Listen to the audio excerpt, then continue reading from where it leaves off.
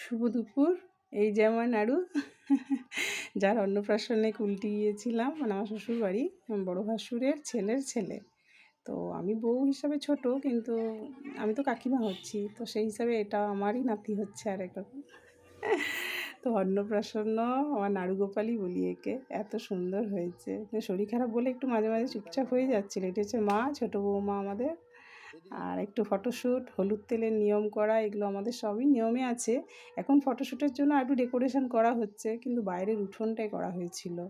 আর যার জন্য এই যে আমি ঘাম মুছছি, গরমে একটু গরম সহ্য হয় না একদমই।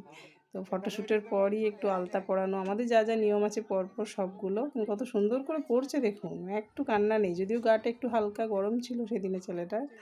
তো সুন্দর করে সব নিয়ম এইসব এখন উঠেছে। আমাকে আবার হলুদ তেলটা নিয়ে করতে বললো ফটো। তো আমার একটু ফটোশ্যুট করে নিল ওখানে। এই যে জেঠিমাও, মানে বাচ্চার জেঠিমা, আর এগুলো সব দিদা জেঠি সবাই মিলে ওকে গায়ে হলুদ মাখাবো, এই মোমেন্টে একটু ফটো তোলা। স্টাইল সব হয়েছে এখন, সবাই বলছে জল থেকে তুলে নাও বাচ্চাটার, জ্বরটা একটু সামান্য কম ছিল সেই মুহূর্তে। তো সুন্দর করে ভালো। আর বাবার একটু সময় হলো, মানে আমার ছেলের, এসে একটু ফটোশ্যুট, মেয়ে এবার থালা সাজাচ্ছে, কারণ খাওয়ার এরপর শুরু করবে এই অন্নপ্রাশন নিয়ম। দাদুর হাতে আমাদের বাড়িতে খায়।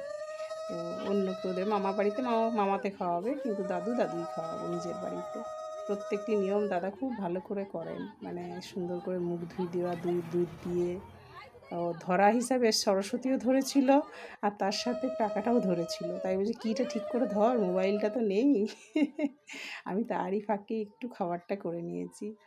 একদম সিধে সাধে, আমাদের মাংস করতে নেই অন্নপ্রাশনে, তাই মাছেরই 2-3 রকম আইটেম, আর একটু তার মধ্যেই ফটোশ্যুট করা, ব্যাস। এরপরে খেতে বসে গেলাম, কারণ আমাকে রাত্রের মধ্যেই ব্যাক করতে হবে, মানে মোটামুটি তারপর দিনই মেয়ের আবার হোস্টেলে যাওয়ার চাপ ছিল। এই যে ওদের উঠোনটা বেশ বড়, ওখানেই খাওয়া দাওয়ার ব্যবস্থা করেছিল। এই হচ্ছে মা সাজুগুজু করে এলেন, আর এই যে আমরা সবাই খাচ্ছি। ব্যাস, অন্নপ্রাশন শেষ। ছোটো ছোটো মোমেন্টগুলো আরও আছে, যেগুলো আমি তুলে ধরবো, তবে এটা আমার সুন্দর করে একটা বড় ভিডিও বানানো হলো। খুব ভালো থাকুন, সুন্দর থাকুন, সাবধানে থাকুন।